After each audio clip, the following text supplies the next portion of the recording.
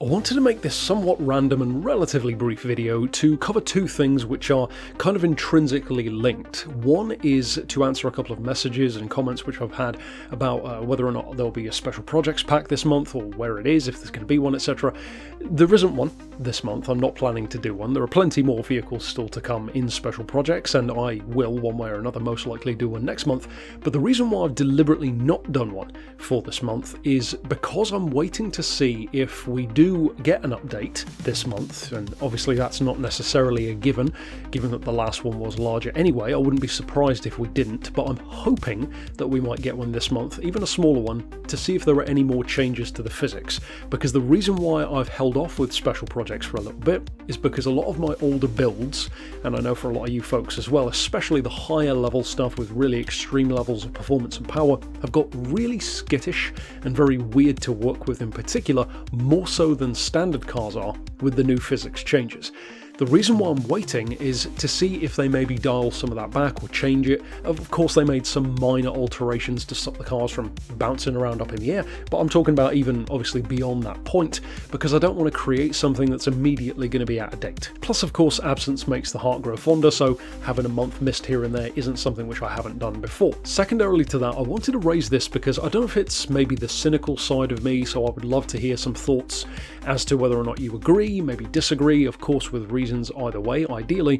The reason why I'm concerned with the physics changes is more so because of the long-term effects of this kind of change in Gran Turismo. And although this could easily become a much larger think piece, because there are so many little details that I could talk about and get into, the gist of this is that if you take Kaz's own words, his own interviews, his own inclinations over the years regarding Gran Turismo, it's very clear that he's always had the goal of it being, literally from day one, a very focused in platform, a very focused in game, to the point where he probably wouldn't have even called it a game initially. It was just the real driving simulator, ironically, which is that title which the series has always had and never really lived up to, never even come close to living up to until more recent years. And that's what worries me, because he had to be reined in, from what I recall reading about interviews and stuff, because initially with Gran Turismo 1 he wanted the game to be more in depth, which would have shut more people out in terms of not understanding how to set up a car properly, really in-depth tuning and stuff. That could be incorrect. Regardless of that is or isn't the case though,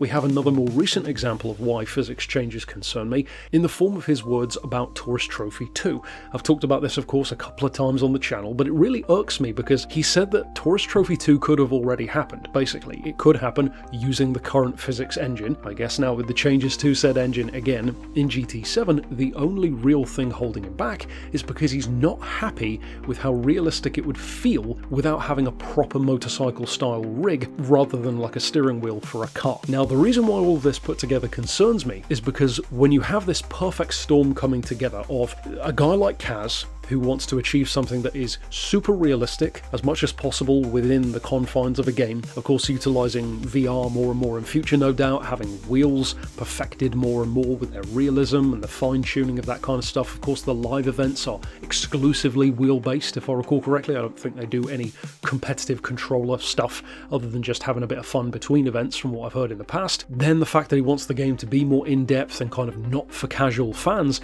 it always feels to me like the fact that Gran Turismo has had this long-standing tradition almost of being very forgiving and very controller-friendly to those who don't want to use a wheel, myself included, that to me seems like a choice that wasn't necessarily Kaz's. That might have been forced to happen because of two things. One, the technology just wasn't there yet, way back in the day, but also because, of course, people who are investing in the game, back in the game, producing the game, would have wanted it to have the widest sales and the widest scope possible, and you don't do that by having a wheel. Now that's the one thing which tempers my concern, because if it wasn't obvious already from the things that I'm alluding to in this video, the thing that worries me about this, especially with the advent of stuff like post-release updates, especially when they're free and quick and you can't even play the game without doing them, so it's not an optional thing, all of this could come together in that perfect storm to make us see a future time, maybe not even in a GT7, in a future game perhaps, let's say a GT Sport 2 for example, if that were ever to happen, wherein the game is so focused in on using using wheels and the physics about a wheel that it almost completely, if not completely, shuts out the controller side of gameplay. Now, some of you, the majority of you maybe, will immediately go, nah, that'll never happen. That will never happen to Gran Turismo because there are way too many players who love the controller. It's just such a huge aspect of the game, always has been. You can't shut out that many people from potentially buying your game. Except everything I just said, which initially seems like a bunch of valid reasons, you could say a lot of those same things for GT Sport never existing in the first place. No, they'd never make a game like that because, you know, it's too inclined toward the online competition. A lot of players don't care about that. They want a proper career mode. Cue GT Sport not even having a career mode at launch. No, they wouldn't do a game which has pared down cars and almost no tuning and upgrades because it's always been a part of Gran Turismo. It did. You'd never have a game like that which strays away from this established way of catering to the fans. GT Sport did. It was wildly different to what fans wanted and expected at that point, myself included. So let's not assume that something not being traditional would stop Polyphony or Kaz from doing it, because GT Sport proved they can and will. So the reason why it concerns me is because if Gran Turismo moves more towards being like a Project Cars or an AC, especially in their purer forms, AC I think more so than Project Cars from what I've seen, because I don't play a huge amount of either, they seem very geared towards the wheel rather than a pad. And I don't hate wheels, I don't hate people who use wheels, and I don't fundamentally hate the idea of a game designed for a wheel. The issue I would have is obviously the same as GT Sport, which is pushing out those of us who like to use a controller for whatever reason. For me, for example, I love driving cars in real life, I'll review plenty of them here on YouTube, and I couldn't care less about using a wheel. It just doesn't do anything for me. Likewise, I ride motorcycles, I've reviewed them on the channel. I love bikes. I couldn't care less about Tourist Trophy having a realistic rig. I would happily play Tourist Trophy 2, any other motorcycle game,